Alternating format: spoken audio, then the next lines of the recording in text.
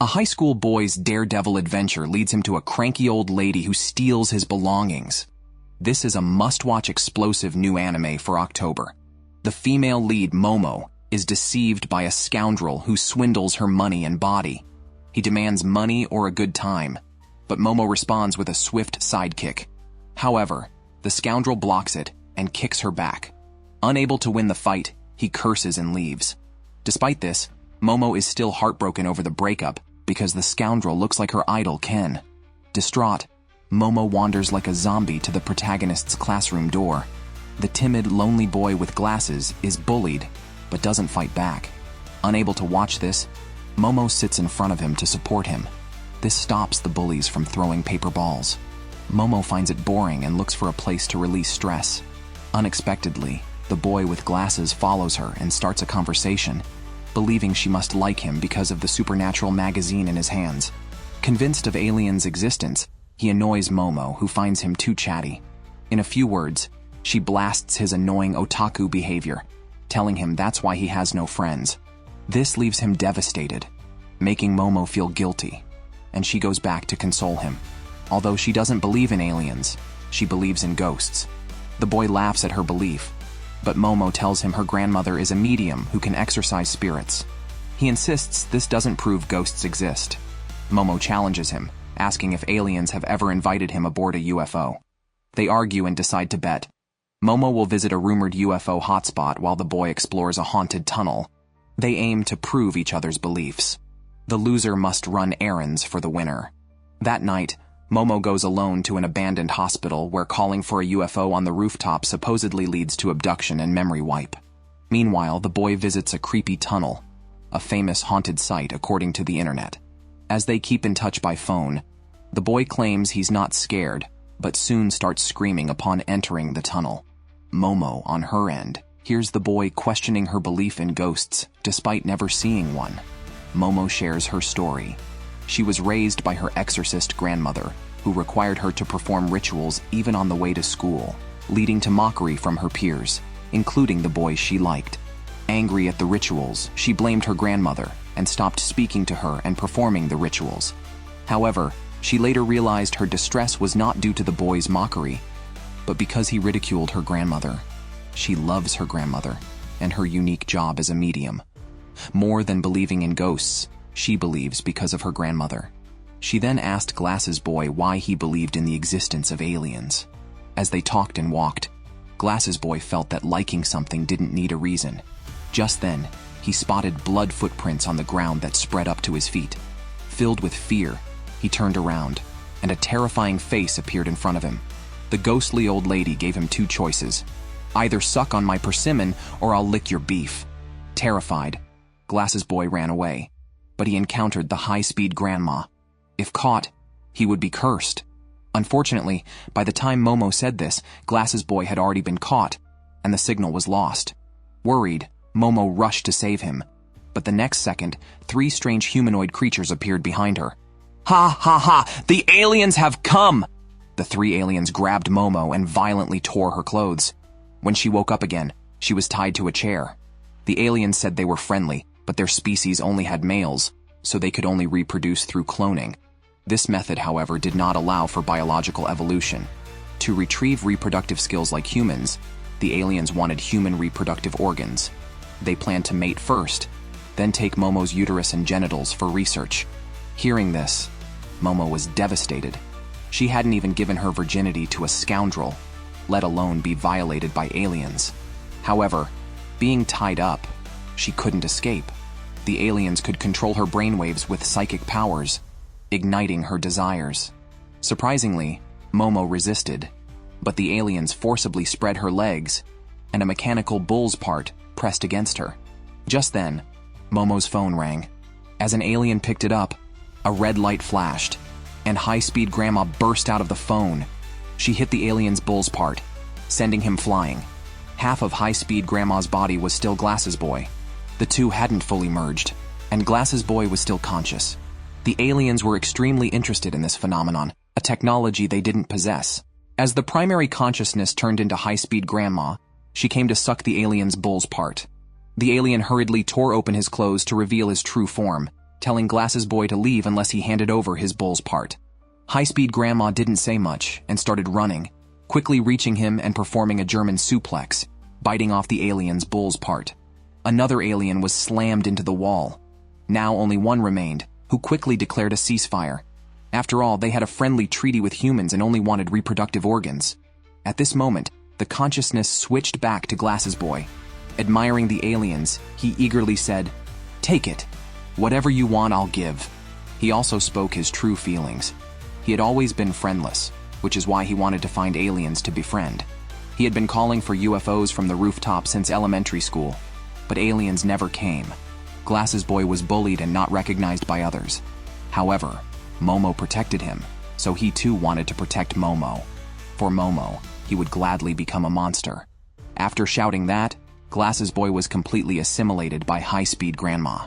Momo couldn't help but cheer for him. But in the next second, an alien blasted the emboldened Glasses Boy. The aliens then labeled them as hostile humans, deciding not to abide by the friendly treaty anymore. Intent on finishing what they had started, Momo fought back hard.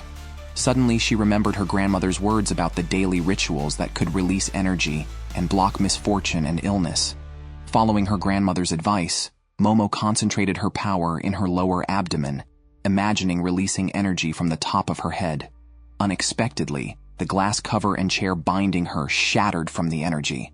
The alien's psychic power was pushed back too.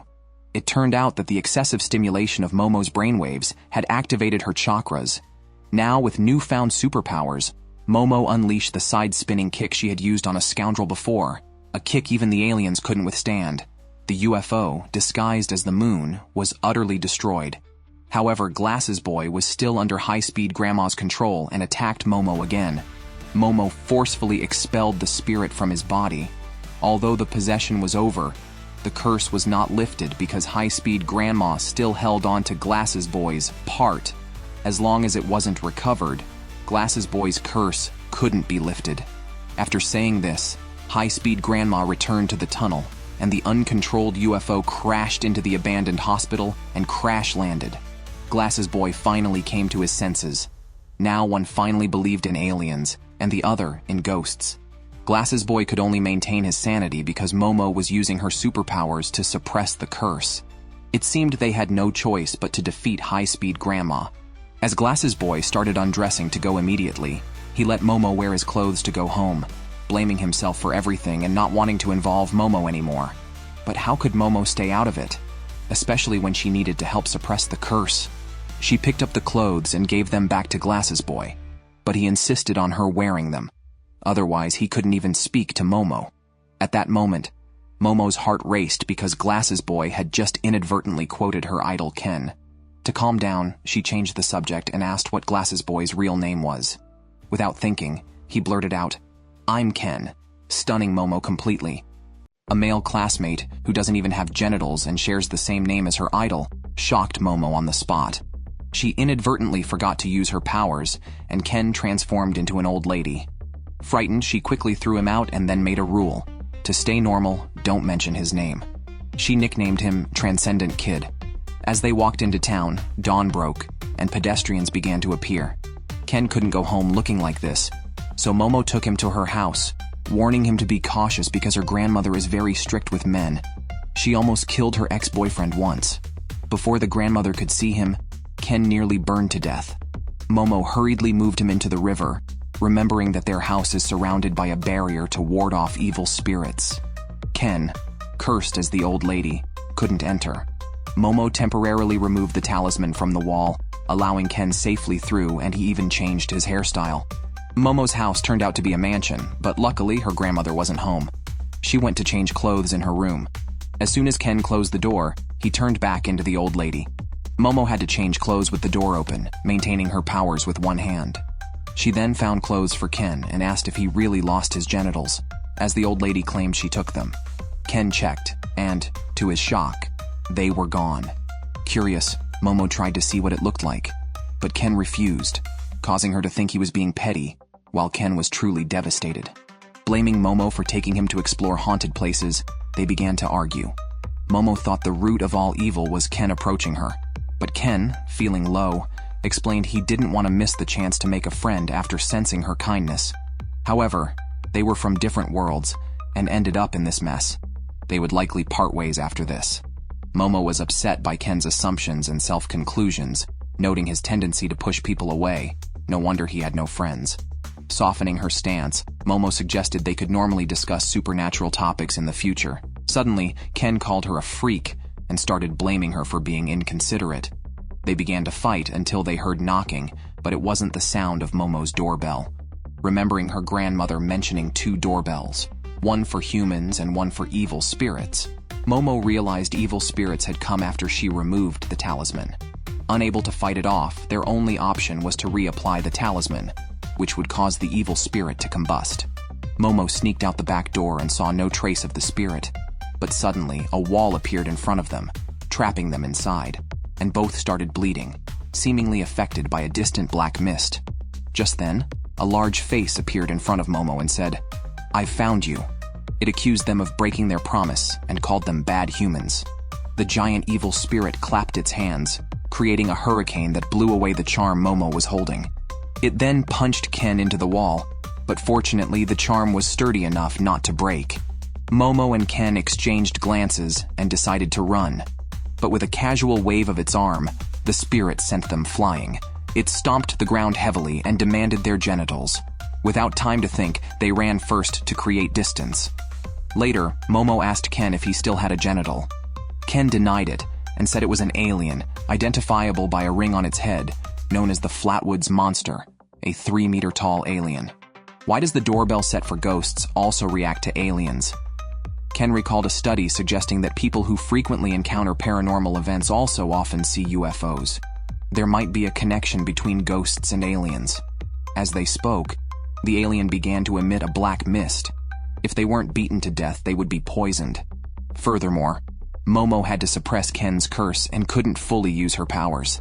Part of Ken's body was rapidly aging. Momo applied her powers, but one hand remained unchanged. Facing the ruins ahead, Ken decided to gamble. He asked Momo to suppress the brain curse while freeing the rest of his body. Just then, the alien's giant face appeared again. Fortunately, they were adept at escaping, although Momo was not yet skilled at controlling this power. She closed her eyes and split Ken's curse into 2, only freeing his body. Ken's eyes turned bright red, and in the next second, he reverted to his rapidly aging form. However, just as the alien attacked again, Ken transformed successfully, dodging the attack while holding Momo and retaining his rationality. He suddenly looked very handsome, even speaking just like Momo's idol. But this Ken seemed to lack survival instinct, walking directly under the alien's foot and getting slapped away. However, the alien was confused and raised its hand, which had fingers cut off at an unbelievable speed, showcasing the power of rapid aging. Momo's hope was reignited. But Ken's handsomeness didn't last long as his body began to fail under the strain, and the alien flung him away. His body and consciousness reverted to normal, explaining that his body could not withstand the power of the curse. Cutting off 5 fingers was already the limit. How can we defeat that guy? At that moment, both fell silent as they noticed the alien's movements resembled sumo wrestling. According to sumo rules, touching the ground with your hands means a loss. So, Ken mustered strength for another transformation and directly attacked the alien's leg, chopping it off. Momo concentrated intensely to suppress the curse, and the alien finally fell, melting as soon as its hand hit the ground. The alien did a front flip, grabbed Momo with one hand, and slammed her into the wall with a powerful punch. Without the suppression of superpowers, Ken's body was about to completely turn into an elderly woman at high speed. Unexpectedly, he quickly recovered. Despite Momo being in such a state, she was unharmed and furiously accused the alien of cheating. She swore never to forgive the deceitful creature. The alien, taken aback by her scolding, struck Momo again with a barrage of punches that hit her body like a storm, deeply denting the wall. Momo was satisfied with the depth of the hole, presuming it was just outside the Torii gate. After saying this, she immediately used her powers to pull Ken into her arms and attached a charm to the gate's pillar.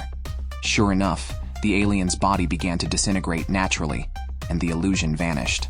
Momo held Ken tightly, not daring to look, until everything returned to normal. they narrowly escaped death. Just as they relaxed, Ken turned into an elderly woman at high speed again. Momo hurriedly infused him with superpowers. This time, Ken was forced to change his hairstyle, and Momo made a teasing remark before she ran out of energy and fainted. Without the suppression of superpowers, Ken completely turned into an elderly woman at high speed.